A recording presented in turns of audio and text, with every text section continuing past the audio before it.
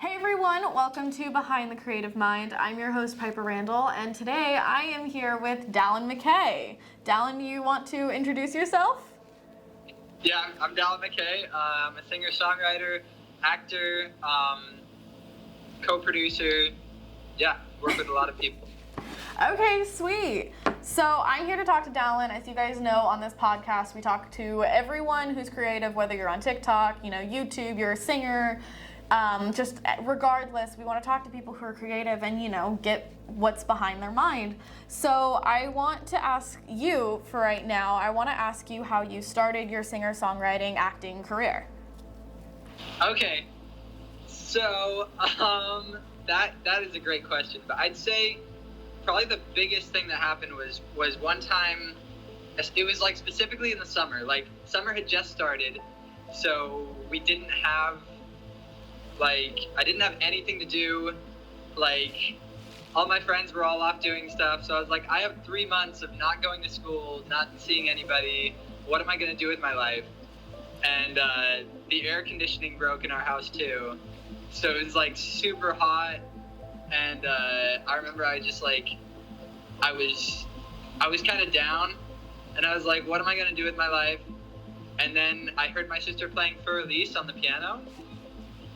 And then, immediately I knew, that was what I was going to do for the next 3 months. And I wound up doing that, for, the rest of my life. But that's basically how it started, honestly. From there, it was just, little by little, honestly, if you look for inspiration, if you look for stuff within the music, if you listen to music, if you try to make music, if you look for it, you'll find it, because it's out there. Uh-huh. So how do you I guess in those moments, was it just you knew this was something that you loved to do and you just kind of happened upon it? Yeah, pretty much. But it was really weird. It was I hated music. From the time that I was 8 until 12, I hated music. Okay. Partially because I couldn't sing anything because my voice was cracking all the time. But yeah, I don't know. For some reason, I immediately felt so good, so much peace, and I knew, a wiser me told myself, that's what you're gonna do for the next 3 months. And I was okay, I guess that's what I'm gonna do for the next 3 months. And then I loved it. Now it's I can't live without it. I constantly make music. That's awesome. I love when people find that kind of thing. For me, I've definitely found it. I love when you just have your everything and your way to express yourself. And yeah. I know that when people are especially in music and stuff, they have certain people that they look up to. Do you have any people that you can name that you really look up to? I'd say, there's a few, and there's a few reasons why. So 2 people that I look up to because of the fact that they write for everyone, they don't just write for themselves, they write for everyone, is Ed Sheeran and Julia Michaels. They write for, people would be surprised, but they write for everyone. Almost everyone that has a good, any good songs out there, they've written something for that artist most of the time. Okay. So it's crazy. And then as far as, I also really look up to Haley Steinfeld and Ansel Elgort, because they're both actors and singers at the same time. So I don't know, I appreciate people that are able to work in a lot of different areas. I look up to those people that are able to do that. Yeah, it's really nice to just kind of be malleable and stuff. And Ed Sheeran is definitely one of my personal favorites. He's also one of my dad's favorites. So I definitely felt you when you said Ed Sheeran. I was like, oh yeah, he's amazing. Yeah. Incredible. Yeah, and I know you said that when you're listening to the music, you can hear inspiration and all that kind of stuff. So I want to ask you, when you're making your music, where do you pull your inspiration from? What's common for you to pull your inspiration from? Yeah. So I've worked with a lot of songwriters. I've seen pretty much all of the different ways that people songwrite. And one thing that I've noticed is that consistently, the one mistake that I see a lot of beginning songwriters do is they come up with like these lyrics or the story that they want. They come up with that before they've ever even heard the chords. Like they haven't put any chords together, haven't put any melody together. So it's kind of like judging the song before you ever even hear it. Mm-hmm. It's like saying, oh, it's going to be about this and this and this, but you haven't even heard the music yet. I'd say the most important thing is to start from the music up. The music has to be the foundation of it, and the music brings the emotion that gives you the melody, and then the melody brings the emotion and the imagery that you need to come up with the words. So, okay. I mean, yeah, so for me, it's really weird. It's like sometimes I don't even feel like I'm writing the music. I feel like the music is there, and I just have to listen hard enough and be enough in my feelings and my emotions to be able to give my take on what the music's trying to say. Okay, that makes a lot of sense. Yeah. So like when you're writing the music, does it, essentially, I know everyone says sometimes that the music just writes itself. Do you feel that? Is that like true? Yeah, especially anytime that I'm writing like on my own. Almost always when I'm writing on my own, it's like that. If I co-write, I always try, the most important thing for me at that point, that my priority is to help there be a piece of whatever artist that I'm writing for, or help there be a piece of whoever I'm co-writing with. I want that to be in there. So I take more time with it. I don't let it just write itself. I want a piece of them to be in the music. Okay. But yeah, when it's just me, my priority is different. My priority isn't me. My priority is just the music. That whatever the song is what it's supposed to be. Like I don't know if you've heard my song, Can I Hold Your Hand? Yes, I love that song. So in that song, in the bridge, like basically when I was writing that song, it came all naturally, and I was like, man, this is a beautiful story. Like I could just see it all happening. I was like, man, whoever these two people were just like, this is amazing. I love it. And then like they go through their lives, they have the same amazing moment over and over and over again. And then like he asks her to marry him, and then in the bridge, like things didn't go as planned, and she gets really sick. So then like in her last moments, he asks her the same thing as he always asked her, can I hold your hand? And when she when that came around, when the bridge came around, and I was like, she dies? I was like, no. Like I literally, for a week and a half, I tried to change it. Like I kept being like, no, I don't want her to die. But that's just how it was. Like I couldn't change it. That was what the music was and what the music needed to be. Okay, I actually really like that, how you just kind of let it write itself and you're more of a storyteller instead. Do you, like when you write your music, do you have any songs that are like personal experiences that you've had, or do you typically just let any story that comes to you just like play itself out? Yeah, so it's actually really funny. People always ask me, they're like, hey, so what's the story behind that? Like what brought that to you? Like what inspired that? And I'll always be like, the music inspired it. Like literally the music like gave me that. And they won't be satisfied with that answer. They'll be like, I can't believe that. Like I can't believe that you wrote that with that. But most of the time that's the case. I have one or two songs that are kind of sort of like, I used to write songs that were about people, but when you do that, if things don't work out the way that you want it to with that person, then it's like every time they have to sing it, you kind of hate the song. Okay, that makes sense. Yeah, so I don't really do that very often anymore. And also they don't normally turn out as good as what the music gives me. So okay. I don't know. Yeah. I kind of like that, honestly, to just like make a song that people can relate to instead of it specifically being about an individual. Because there's plenty of songs out there that are like that. So yeah, I guess now I want to like steer it to more asking you what your favorite kind of music to make, like, whether it's a slow song, a pop song, like all that kind of stuff. What your favorite one to make is. Yeah. I'd say as far as fun goes, I love reggaeton. I Okay. love doing like Spanish reggaeton songs are so much fun. Yeah, I mean like those are the funnest ones to do. Like even Party on My Own. One of my newest ones, that one has a reggaeton beat behind it as well. So it's like I really like reggaeton. But as far as like my voice has always been a lot more Christian based and like country based.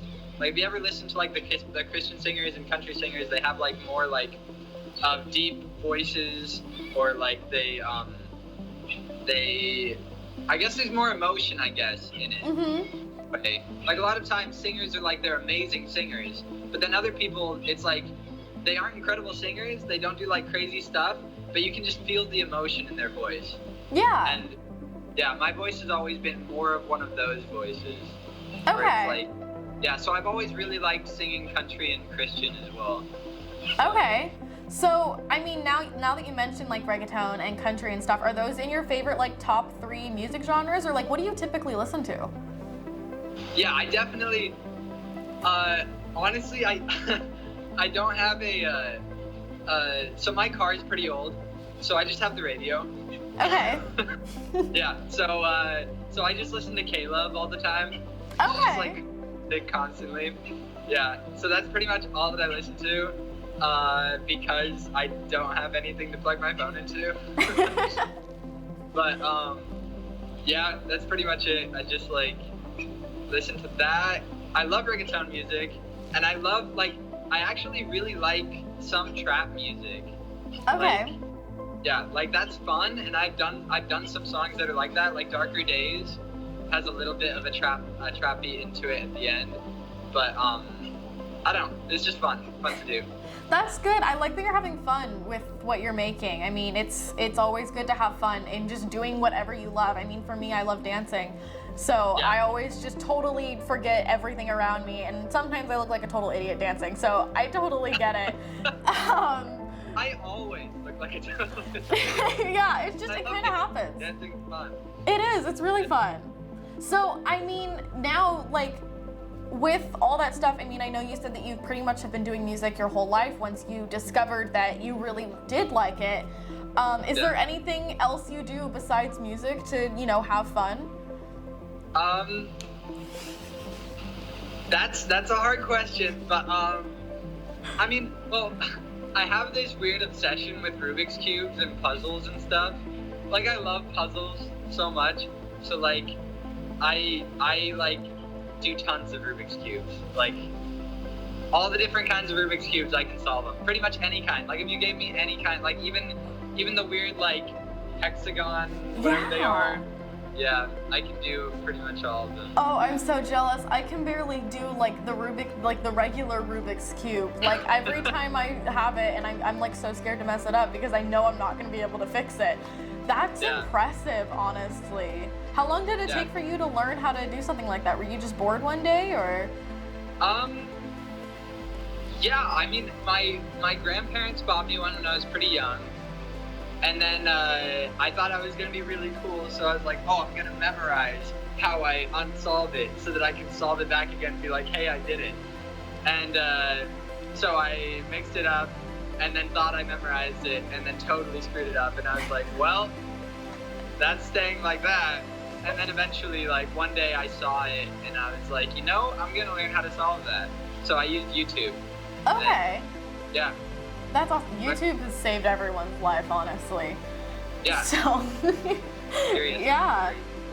Well, now I want to steer this into a little bit of a different direction, and this is a question that I ask everyone who comes onto our podcast, and it's just what you do on a bad day, because everyone has a bad day. I don't care who you are. You're going to have a bad day. So I want to know what you do to pick yourself up.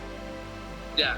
So the crazy thing with me is that if you had asked me this 5 years ago,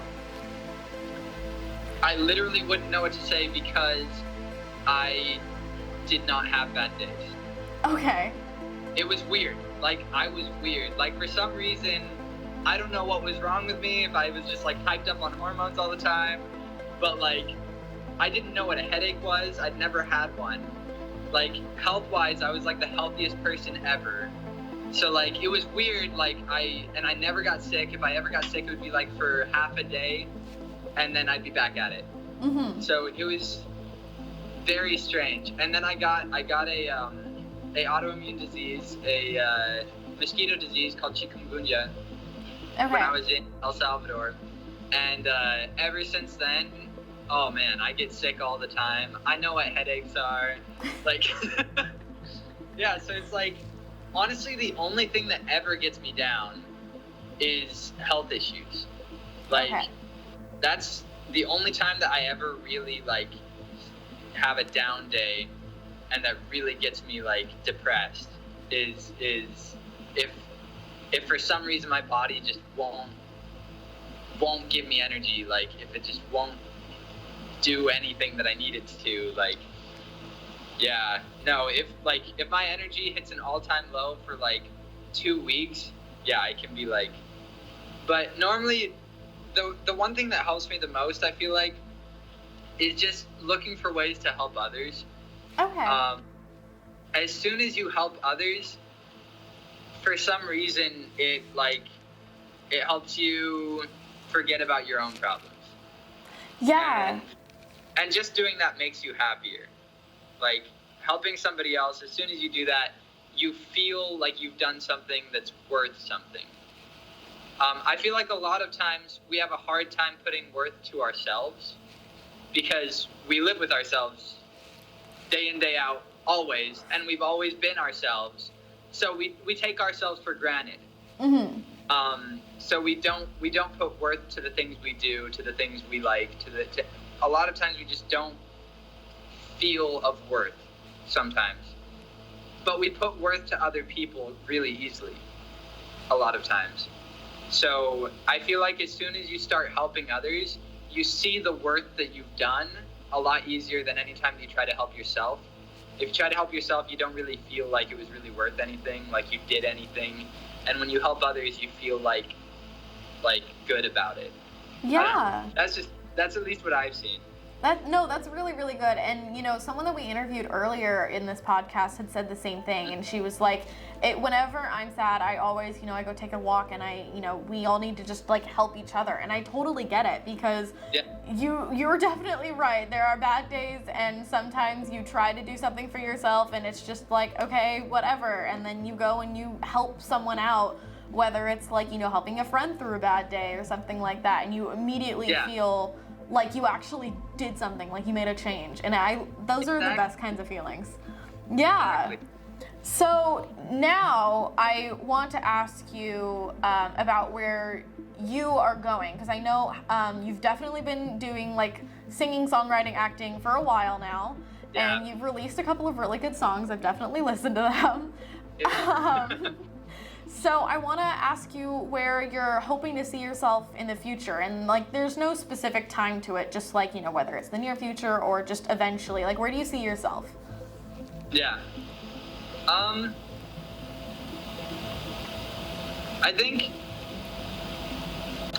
mean, my main goal is just to be able to help as many people as possible. Like, just to be able to, like, because I know that there's so much good in music, and I know that I can hear it. Like, I'm able to hear what the music gives me, and I feel like a lot of people need to hear what I hear. So I don't know. I feel like the most important thing to me is to be able to be doing this, to be doing what I love. To be writing music, to be helping people hear what the music gives me. Because what hits the hardest is when you hear a song and the melody itself already, like, even if you didn't understand it, even if you didn't know what the words were saying, you would already feel a certain way. Mm-hmm. And when the words say exactly what you're feeling, you relate to it, and it makes your life better. It makes you understand more things. Mm-hmm. So I feel like where I'd like to be is to be in a position where the amount of influence that I can have is greater. I guess that's the main thing, because I just want to help people and make the world a better place. And I feel like right now I'm in an okay position to help people here around me, but I wish I could be in a position that could help a lot more people. So I guess in the next few years, my main goal is just to be in a position to help more people, whether that's songwriting for artists that are bigger, or whether that's being a bigger artist, or whether that's just simply like, I don't know, but songwriting is definitely a big part of it. Like, no matter what I do, I know that songwriting is something that I have that's different than anything else that I do. Yeah. Because it's not, it doesn't even feel like it's me. That's good. I really like that. You know, just, you know, goes back onto what you said with the bad days, like helping people. And if that's honestly a really good thing. I'm really glad that you want to do that. I want to ask you now, because of where you see yourself in the future, are you working on anything right now, maybe to like get into that direction? Yeah. So I actually just about a month and a half ago, I made a 40-hour drive from LA to Miami. Okay. And I'm working with an artist. She's super talented. Most people don't know about her yet, but they will. She's really talented, very young artist.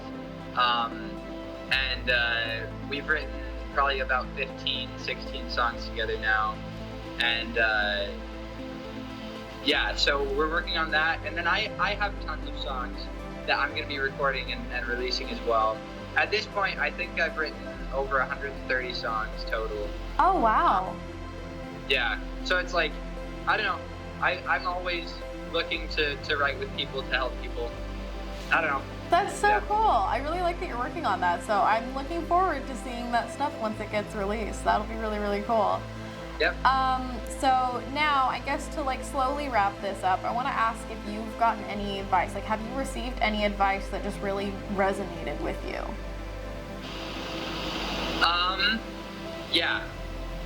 Yeah, my choir coach, when I was in high school, he said the only difference between confidence and pride is gratitude. So basically, there's nothing wrong with being extremely confident. But no matter how confident you are, whether it's only a little bit confident or super, or like the most confident person in the world, if you don't have gratitude, it's prideful. And you probably won't get anywhere with it. I really because like nobody that. Likes working with somebody that's super prideful. Yeah. So that basically the trick to never feeling like you're too confident about yourself is to always remember and bring it back to gratitude, to have something or someone that you can be grateful for and know that it wasn't just you that made it to where you are. Whether that's your fan, that's God, whether that's your teacher, like whoever it is, there needs to be something that you're grateful for, and you need to realize that you didn't make it there completely on your own. Whether it's even just your parents for having you. Yeah. You didn't get here because you decided, oh, I'm gonna be here. No, your parents made a baby. Yeah, So, exactly. Yeah, it's true. You didn't even. Yeah, it's like without your parents, you wouldn't be here. Without whoever invented the piano, you wouldn't be making music. Without all of the people that set up your stage, you wouldn't be on that stage.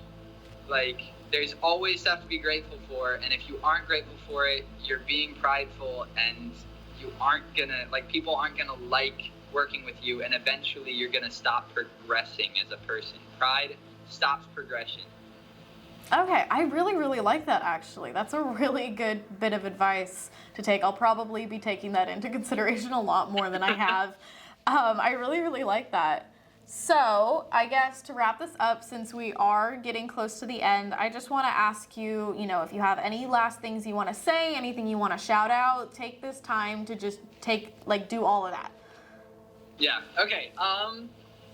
So I'd say the best advice that I can give to anybody is, okay. So I don't know if you've ever seen like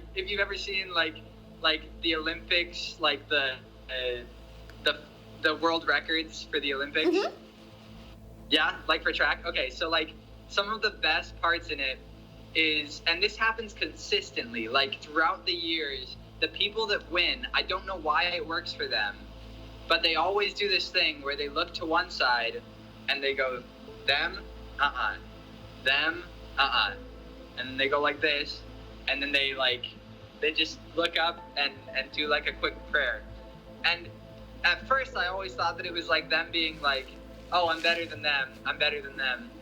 But then I realized that what they were saying was, I'm not going to be worried about what they're doing, and I'm not going to be worried about what they're doing.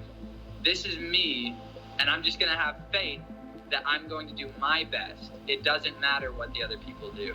And those are the people that win. Those are the ones that win. If you watch Usain Bolt, he goes like this, and then he goes like this, directly down the lane. And he's not saying that he's the best, which he is the best, but saying there was, I'm not going to care about what anybody else is doing. I'm not going to look left, look right. Doesn't matter if somebody cheats, doesn't matter if somebody false starts, doesn't matter what happens. This is my race, and I'm just going to have faith that I'm going to do okay in it. And I think that's important to always remember. Like, stop worrying about what other people are doing, especially with the TikTok-filled world right now. Oh, yeah. Like, watch their form. Watch, their form before you do the race, but don't be constantly, slowed down because you're looking at what they're doing. Yeah. Some people spend too much time looking at what other people are doing, and they aren't creating anything. So it's important to just stop worrying about what other people are doing, whether that's when you're making a company, whether that's when you're doing art, whatever you're doing. There's gonna be people that are gonna hate on you. There's gonna be people that are gonna try and do the exact same thing that you did, and you'll be like, but you don't need to worry about that. That's when you go, and you just go like this and just have faith that you're gonna do fine. I think that's the best advice I can give. I love that. Well, I just want to say thank you now for taking the time to talk to me and, to do all this podcast. I want to say thank you to everyone who watched, and, if you know Dallin or if you're here because of me, just thanks for taking the time to watch, and I'm really glad that I got the chance to talk to you. Yes, of course. Thank you. And anybody that came from me, make sure that you're following them. I appreciate that. Thank you so much. All right. So you guys just listened to Behind the Creative Mind. You guys can find this podcast on YouTube and on Instagram. It should be on iTunes and Spotify soon. So look out for that. You will definitely know when it's there. And yeah, that's all I have to say. Thank you again, Dallin. Yes, thank you. All right. Let me